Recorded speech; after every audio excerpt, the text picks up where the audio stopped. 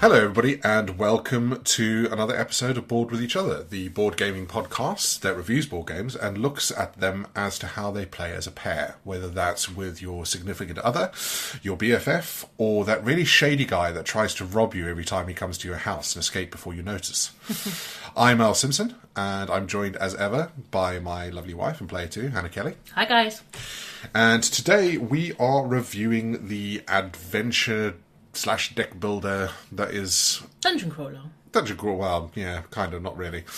Well, you're crawling through a dungeon. You are, true, yes, okay, yeah, okay. All right, adventurous dungeon crawler, deck builder that is Clank Catacombs. Got there in the end. In Clank Catacombs, you take the role of a thief, robbing a dragon's cave, or catacomb. I've never heard a dragon live in a catacomb, but apparently this one does.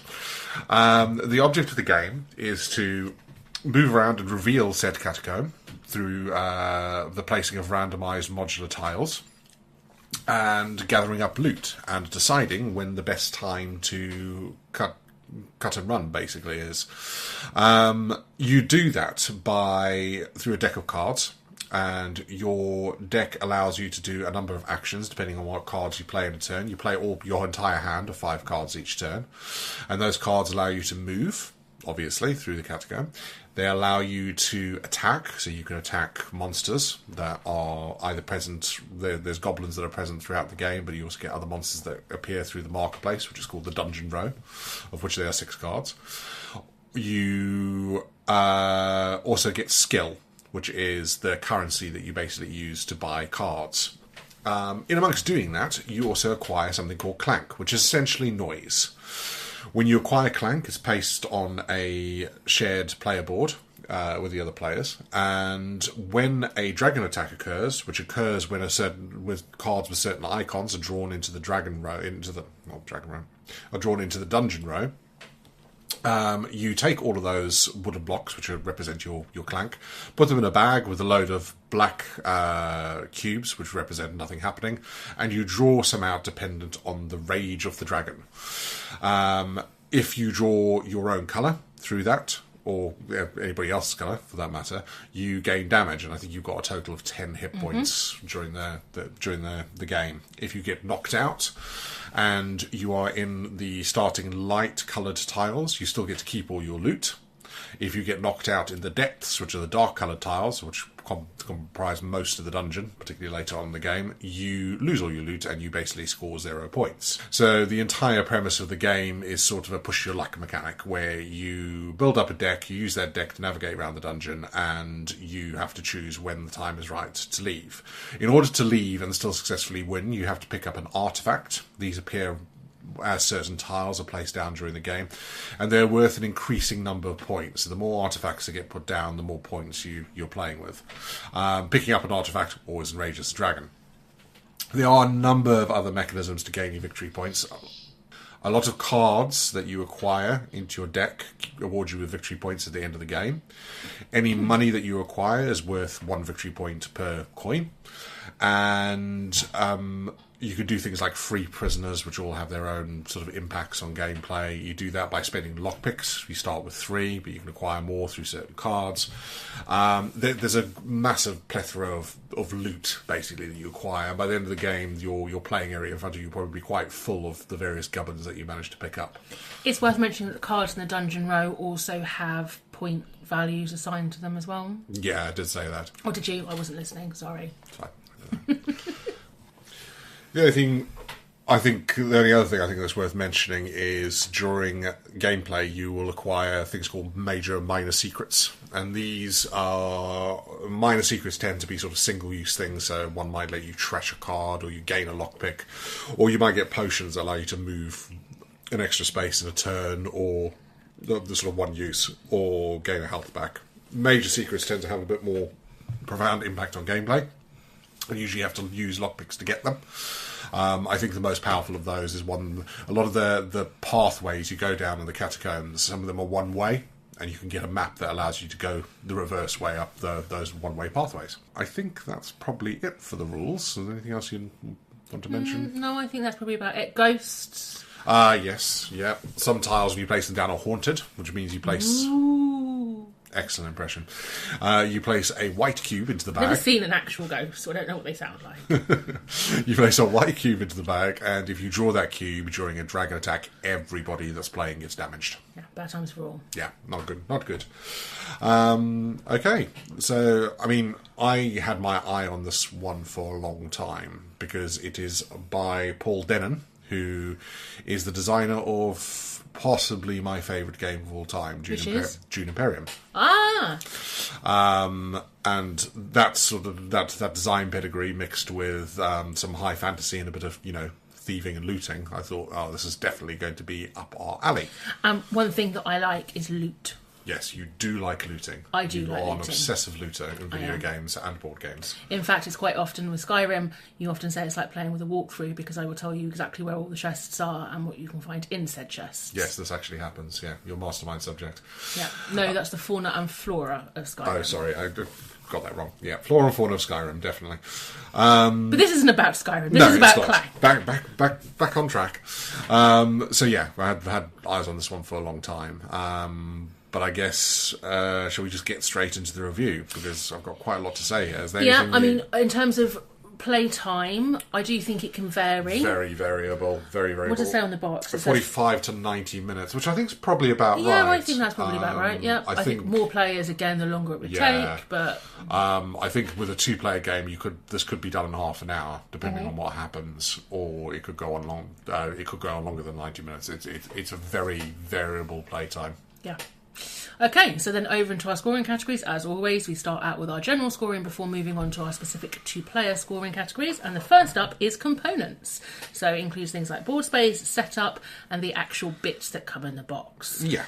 I'm going to start off by saying this is a massive table hog. Yes, it is a massive table hog. Obviously, the idea is that on your turn, if you move down a road or a pathway, and there's no end point to it, you will have to take a tile and you will have to place that tile. You can choose the direction in which you place it, but that means that you can have some very sprawling maps. You can obviously choose not to and follow each other, but it means that it can be quite sprawling and take up quite an amount of space. Yeah, it's a sort of a word to the wise to anybody before they play. Make sure you have the room. Yeah. Because otherwise you could actually constrain the gameplay because can't go down where you want to go down as such. And if multiple players head off in different directions, it gets quite sprawling quite quickly. Yeah. And it's not the sort of typical board shape, is it? It could go in any sort of configuration. It could be all manner of patterns depending on the route that you choose to take. It does take up a fair bit of room. There's also a lot of counters and tokens and gubbins, so again, you need the space for people to be able to draw from those, etc. As a result, I would say that setup does take a little while because you need to randomise a lot of stuff, you need to separate things out into piles, and they're all quite small and quite fiddly, as counters tend to be. Yeah, there's a lot of token shuffling. Yes. Not card shuffling, but token shuffling. I mean, there's card shuffling as well, but there's a lot of token shuffling. Yeah. So just if you find that a pain, then, be forewarned. There is quite a big stack of deck of cards for the dungeon roam. Yeah, but it's not huge. We're not talking like a deck of many things like Wormspell and Arcadonia. No, it's you quite can compact. shuffle it. But I will say the cards are quite flimsy.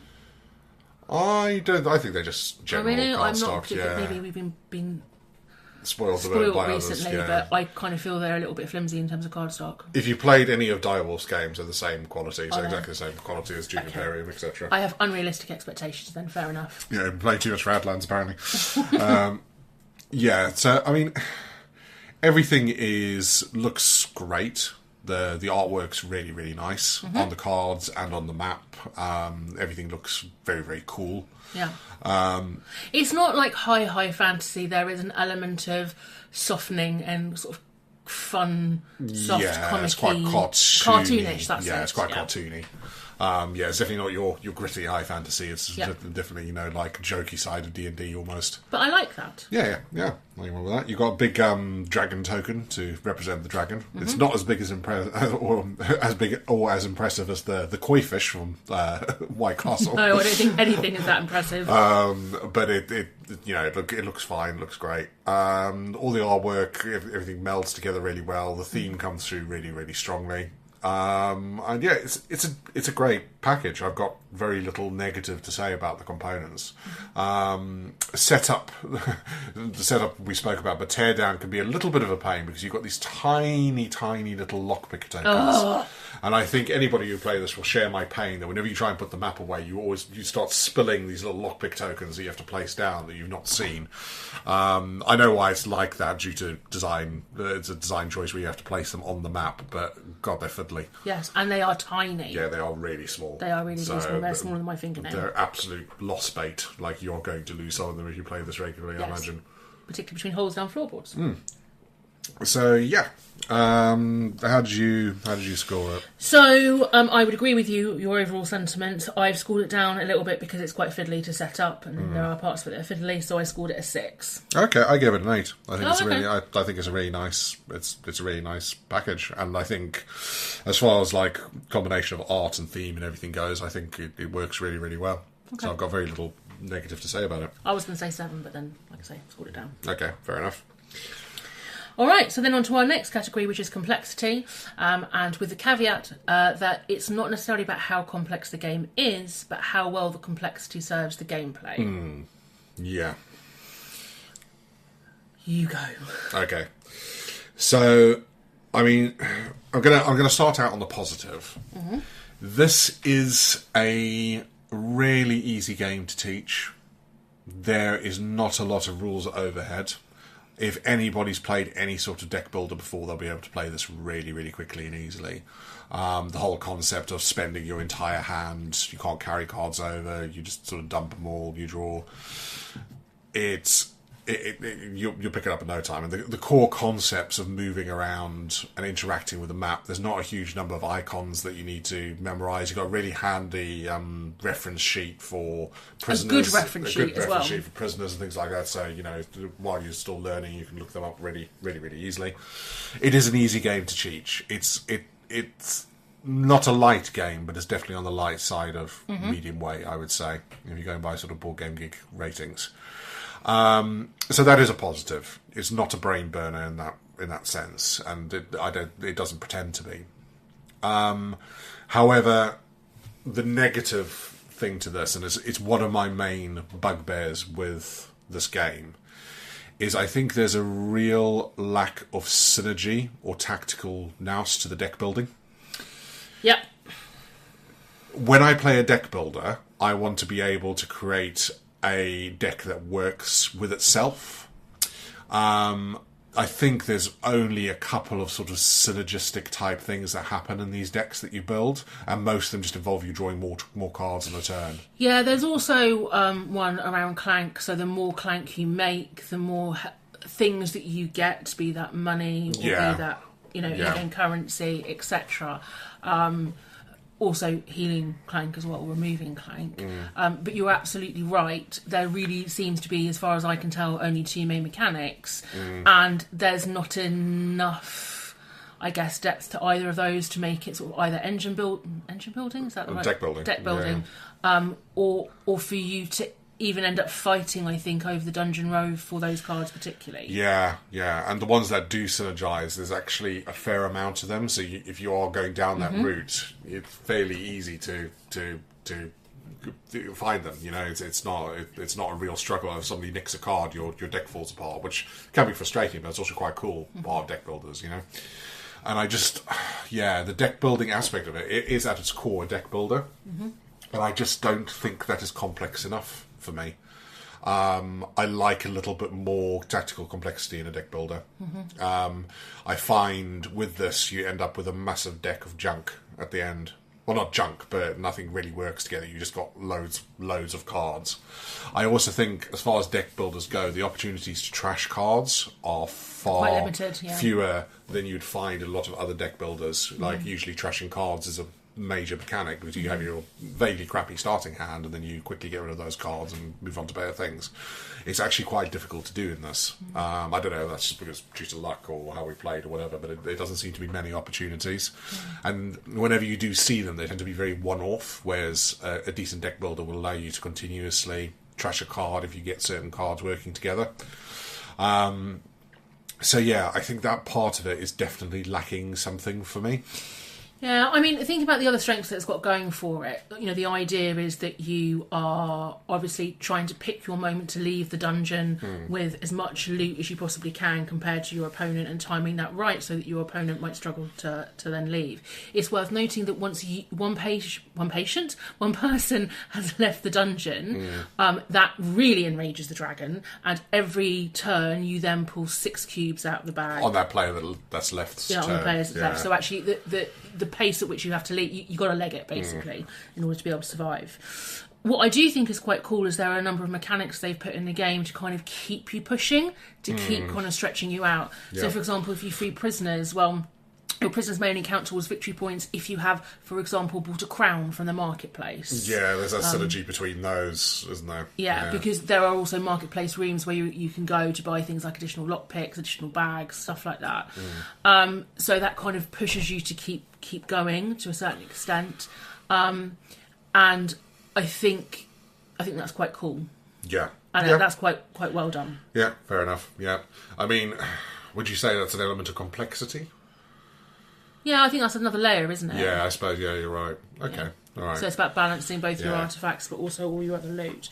What I would say is that, bearing in mind, and you are right, it's not a heavy game, it's fairly light, but bearing that in mind, I do think we've made quite a number of mistakes with the rules, and I don't think that's necessarily, I mean, we always make mistakes. I don't think that's necessarily on us particularly. I think that's maybe either perhaps the rule book, maybe, or things can be a bit janky sometimes.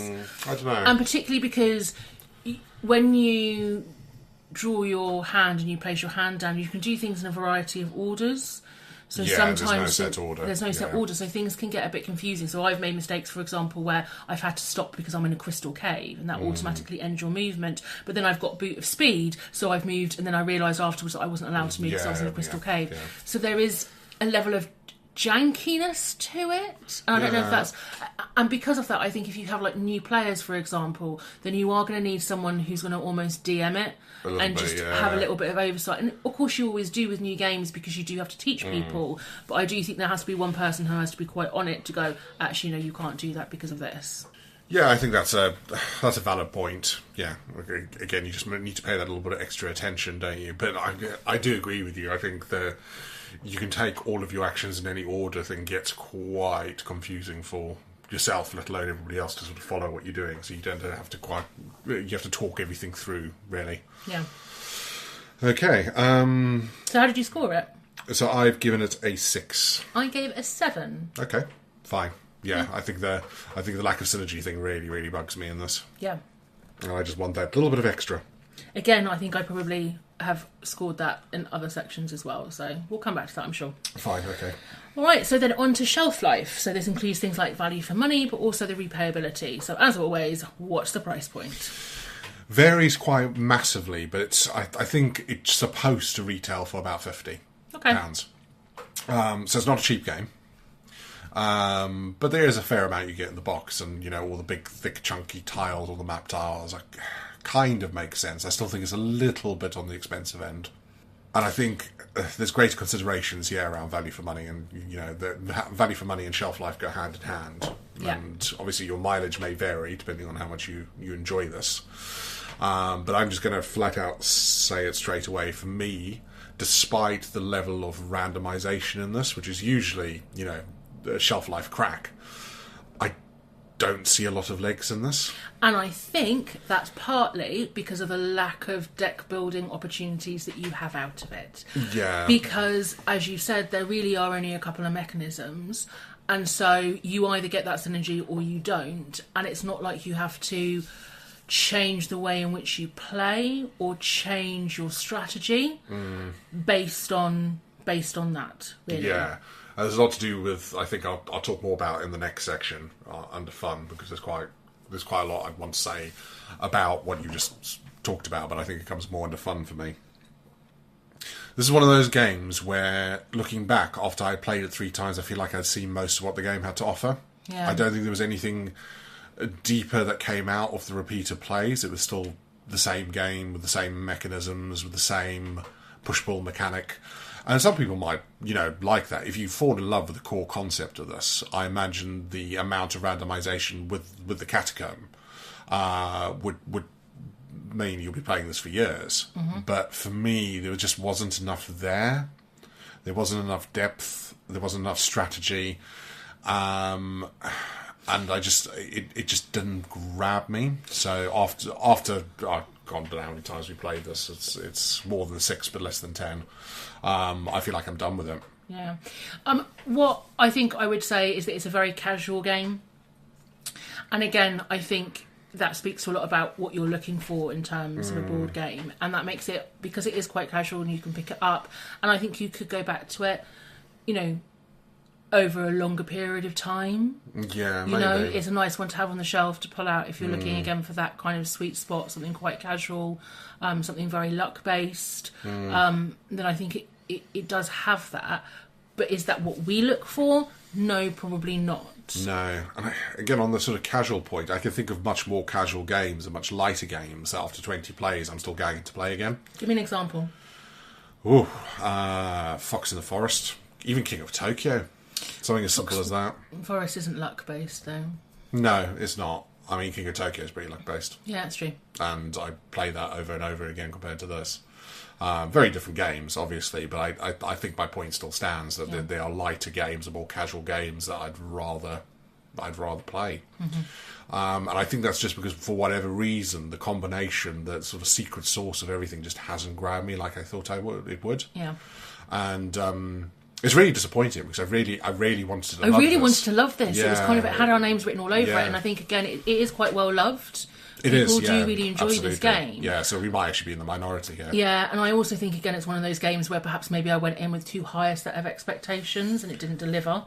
Possibly. I just don't think it delivered for me, full stop. I don't think it was bad expectations. I'm very disappointed that I don't like it as much as I do, But I suppose let's go back to then the core concept. Okay, fine, we don't want to play it again, but is there a huge amount of replayability here if you liked the game? And I think there is. Yeah, I think there is. Yeah, and as I said, I think the random map aspect of it means that if you do enjoy the core gameplay loop and you get a lot of fun out of it, then absolutely this will probably be much higher scoring for you. But it doesn't change my objective opinion about it. Okay, so how did you score it then? Objective opinion, subjective opinion, very subjective. It's definitely not objective. So I gave it a 6. Huh. Interesting. So I'm softer on you than this, but I also scored it a 6. Interesting. Okay. Yeah, so I'm not quite so critical of it. I think I might have added a point or two onto it just to take into account that there is a huge amount of randomisation, and I think it'd be a bit disingenuous for me to massively go in on this because it's obviously there. It's more of a me problem, I think. Yeah, but I think it's good to own it. Doesn't gel with me. Yeah. Okay. And then our final category is fun. So did you have any fun while you were playing it? A little bit, sometimes. Obviously got much more to say than that, but you go ahead. Yeah, so I think the most fun that I've ever had whilst playing this was when, in fact, fun enough, our last game, when you'd escaped the dungeon and fallen flat on your face as you stepped out the last step out the dungeon. I didn't escape, I got knocked out in the last square before leaving. Yeah, and then I was stuck in a dungeon and I had no way that I could possibly get out. I had no lockpicks and I had no map, so I was stuffed, really. And that was probably the most fun that I ever had because I was up against the clock and there was a real pressure for me to get out of the dungeon. But that is one game in however many? Between 6 and... more than 6, less than 10. I haven't counted exactly how many games we've had of this. I think I was initially quite disappointed with it, and then I kind of hit a stride, and I was like, oh, actually, no, maybe this has got a bit more to it. And then I realised that actually the deck building mechanic wasn't really there, as you said. Yeah, I had the same curve as you. Yeah. There's like, I'm not sure if I like this. Oh, actually, I'm having a bit of fun now. Oh, this is all there is to it. Yeah. I think I went on that sort of curve gradient, and then it just bottomed out after that. Yeah, I mean... One of the issues I do have with this is there's so much randomness that it often feels like the game's happening to you. It's like instead of you playing it. I feel like the number of choices you have available to you are very, very limited. Realistically, I think you just plod along and. hope for a win. You hope you land on an artifact. You hope that artifact has more points than the previous one, or what your opponent's got, and you just try and just get through the dungeon, really. And I think when I've had a really successful run, I don't feel like it's me that's done that. No. I feel like the game happened in my favour. Yeah. And that... But that's because it is so luck-based. And normally you prefer that element of luck. I love luck and randomness, but I think there's obviously a tipping point with me. Yeah. And I think this definitely goes to the other side of the line. Because I either feel like I have won by just playing the game and existing, or... How charmed. Or I end up getting really frustrated because nothing I'm doing is working, and I feel like that's not because of mistakes I'm making, it's just because the cards aren't in my favour, the tiles aren't in my favour. I think there's almost just an element too far. And I think if there was more deck building synergy and there was more strength in the deck building that allowed you to mitigate some of that. And yes, you can mitigate that. I'm not saying, you can't, your deck's completely useless. But I feel like if there was something, if you started to see the game taking a certain form, and you could start to concentrate on something in the deck building to go, I need to combat that. And that's very limited. Yeah. I don't think there's a lot that you can do about that. And I think there's a lot of things that come into play. Like, yes, there's marketplace tiles, and they're great and they're really powerful, but you need them to kind of hit at the right time. Yeah. Because you get there and you've got no money. You can't just knock about waiting. You have to move on, and then you've got to backtrack if you don't get lucky, or you get there way too late and it's irrelevant. Same with the artifacts. I mean, I think one of the games that we played, I walked out of the shallow part of the dungeon straight into the depths. Basically, walked straight onto an artifact that had a special thing, which meant you took 2 down from the deck. I picked it up and I just legged it. This is kind of like game over. Why would I? You had nothing, and it feels like the game's happening to you instead of you playing it. And I think that might be really fun in certain circles for certain people. I imagine this is great, have a few drinks and have a laugh kind of thing. But it's not what I go for, particularly not in a two-player game. Yeah. I would echo all those sentiments, really. And I think it can be really frustrating. So, again, I'll talk about a recent playthrough that we had where, despite the fact that my deck was actually quite well built and quite well structured in terms of movement, I just got absolutely scuppered. Like, I just had a really bad run of luck, and it just made things really frustrating because it just makes you really disengaged, doesn't it? Yeah, I'm just engaged. Like, oh, right, okay, well, I'm stuck here. All this effort I made, there's nothing I can do about this. This is just happening. I end up in a crystal cave with absolutely no way of escaping. It's again, it's happening to you. Yeah. It's not it hasn't got that element of I messed up, that's why I'm that's why this turned stuff. It very much feels like you have very little agency. Yeah.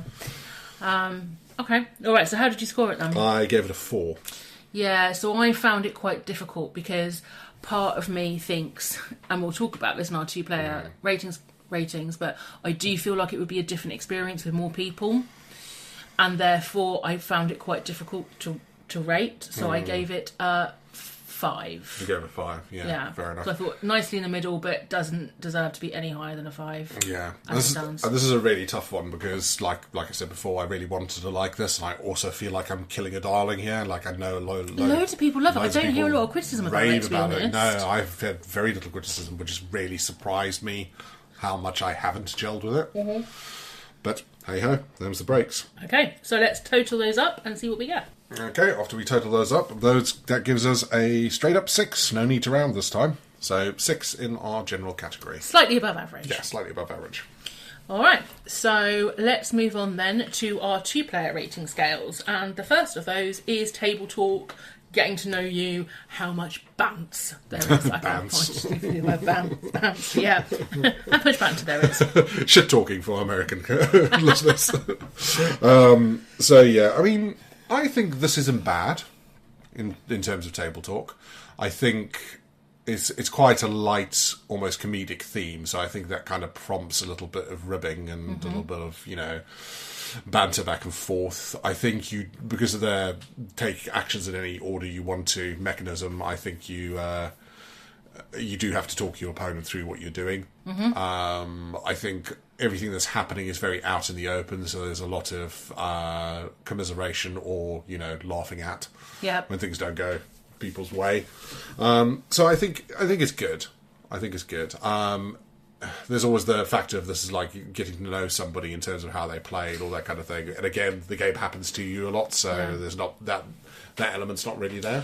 I think this would be really fantastic as not necessarily a date game, but sort of a good fun game where it's quite light-hearted. Because it's so luck-based, it's very hard to take it personally. Yeah. And it's luck is a great leveler. You always say this. Yeah. So actually it doesn't matter whether you are a really experienced board game and your other player isn't.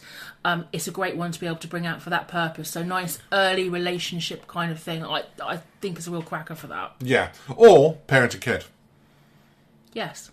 You know, if you're playing with, you know, ages vary, but, you know, your preteen who's bored on a Sunday afternoon, I think this might be quite good because of that levelling aspect and because it is quite light-hearted and fun in that way.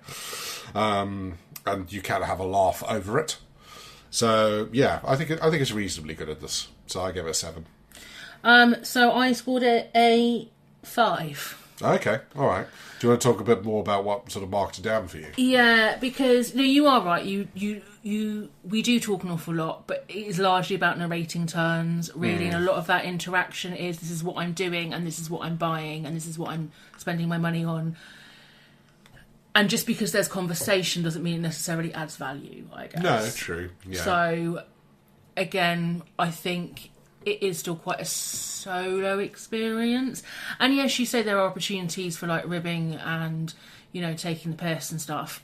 I don't know that there really is. Yeah, I think you can mess with people a little bit. You know? Yeah, you can. You have those options. Although, in order to do that best, you probably have to knock around near somebody so you can put tiles down. Yeah. That, you know, gonna really screw up their turn. Yeah. So I think you'd have to go out there with the objective to mess with somebody else. Yeah, true. Which I suppose that is. Sometimes I do. Yeah, no, you do. And I know I've seen you follow me around the board just to fuck with me. Yep. Which yep. you know is lovely. Why not? But just like real life.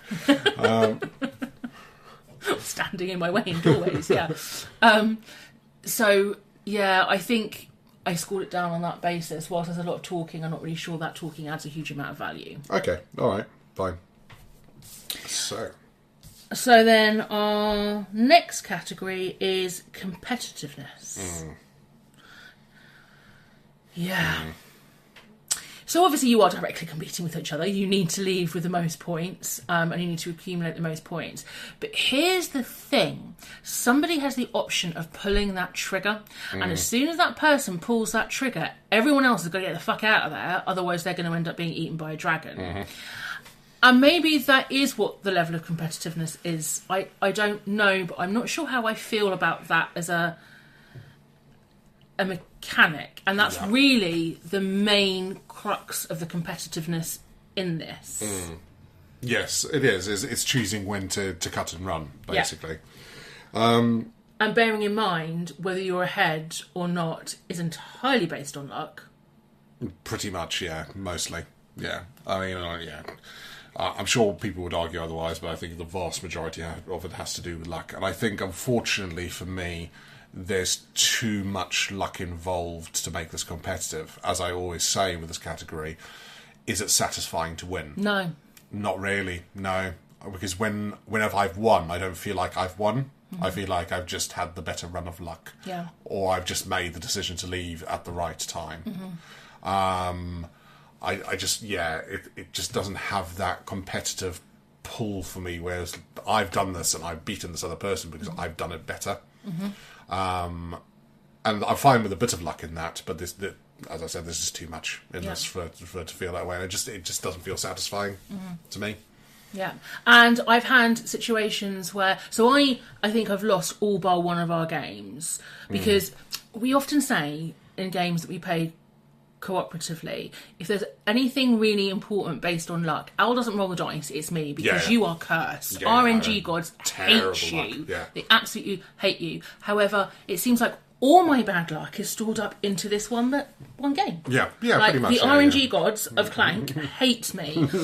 So I've had entire games where I've never even got a single artifact. Yep. And I've been like, can I leave the dungeon now? You're like, no, Hannah, because you can't win because you haven't got an artifact. I'm like, well, I'm just going to die here in the crypts then. Guess I'll die.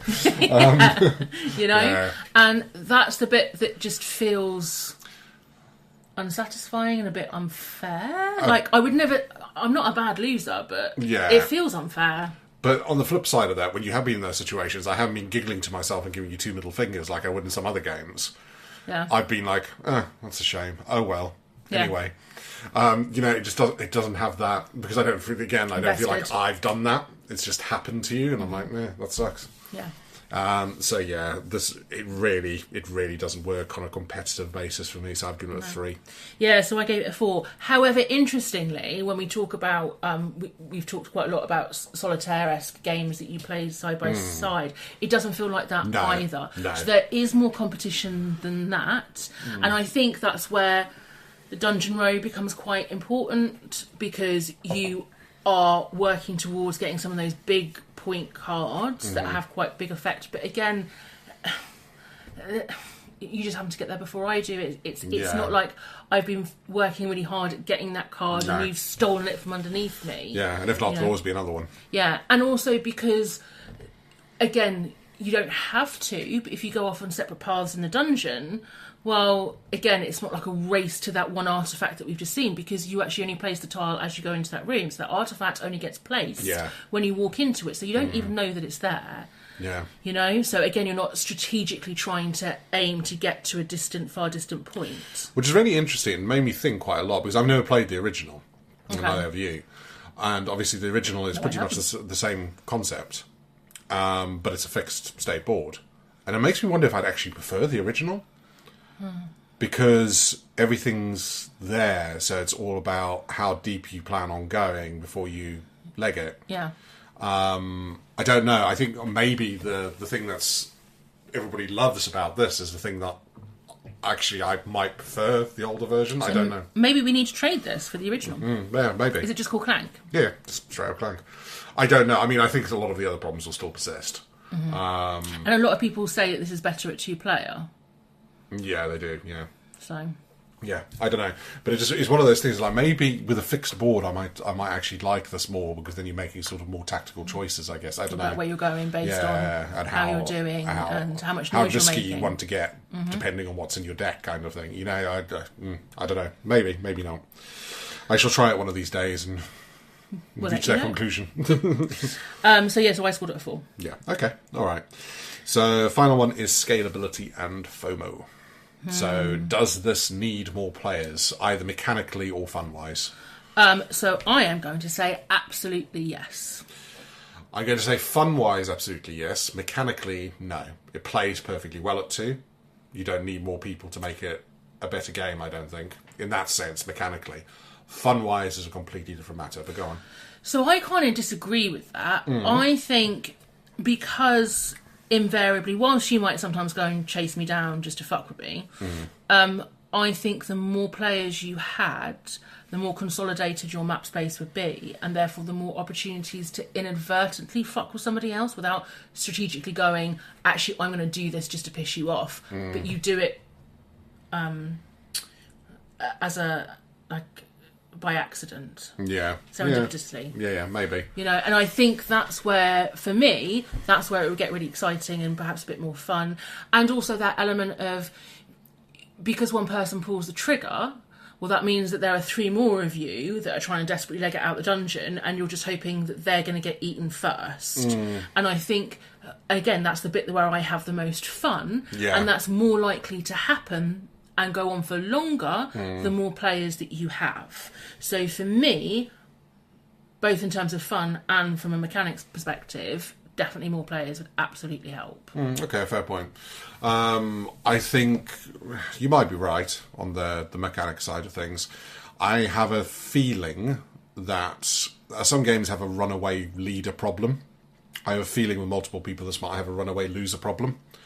Where somebody just if you're playing with more than 2 people, the third wheel, in Yes. this case, is just frozen out of the game completely, and it's going to be a dreadful experience for them. Well, you say that, though. I don't think it will happen every time, but I think it's got the propensity. So for there that is, to happen. they will be that person that I was that has no artifacts and just gets eaten in a dungeon. But even then, I think that with more people might be more fun for everybody to watch. Yeah, maybe. And be a part of. Maybe. Because you're kind of both rooting for them to get the artifact, but also not rooting for them to get the artifact. And there's that push of, well, I'm going to die here anyway, so I just need to do everything I can to try and get there. But that goes into the fun side of things, and I actually think I think this would be way more fun with more people. Like, don't get me wrong, I think this is crying out for more people because it will be more fun. I don't think I think it's perfectly mechanically sound at 2, and I don't think adding more players to it will make it mechanically better for me. But I appreciate your points. I think there might be some weaknesses that crop up with more people, but I don't know. Maybe I'm wrong. No, you are right though. It does play perfectly fine at 2. It's not like you have to house rule anything or whatever. No automata involved. Yeah, so it does play perfectly well at 2. But yeah. But yeah, get 4 people and a few drinks in them, and this will probably be a lot more fun. A lot more fun than playing it as a 2-player. Yeah. So because of that, I've given it a 4. So I think it's mechanically sound, but I do think from the fun factor, it's crying out for more. Okay. I laughed because I scored it a 2, but then I guess that's both fun and mechanics for me, I think. Yeah, well, that's what it is for you. That's fine. Yeah, you think it would be mechanically better. Yeah. And I appreciate your points. I get why you think that. Okay. So let's add it up. So that gives us an overall 2-player rating of 4. Which is Yikes. low, That's very, actually. very low. Yeah. Especially because this is the version that everyone says you should play if you want to play 2-player Clank. Yeah. Which again makes maybe the original's not so good for us in our situation. So yeah, this one's a bit gutting really, because I really wanted to like this a lot more than I did. Yeah. And I'm kind of sad that it just didn't gel with us. But there's 20,000 more fish in the sea, as it were. Yeah. It's just one of those really major ones that I think it's the first really, really well-loved major game I've come across where it's just like, this doesn't do it for me. It's not for me. And maybe that's the conclusion. It's just not for me. But as always with these things, if any of the points that we've raised resonate with you, you might want to try before you buy. Or you may think that sounds like a blast. I don't know what you're talking about. Then go out and get it and enjoy everybody else having loads of fun with it. I'm not. So yeah. Thank you once again for joining us. If you could give us a like and subscribe, if you do seeing this on YouTube, or a review on your podcast medium of choice, that would be massively appreciated. But until next time, be good to each other, have fun, and play lots of board games.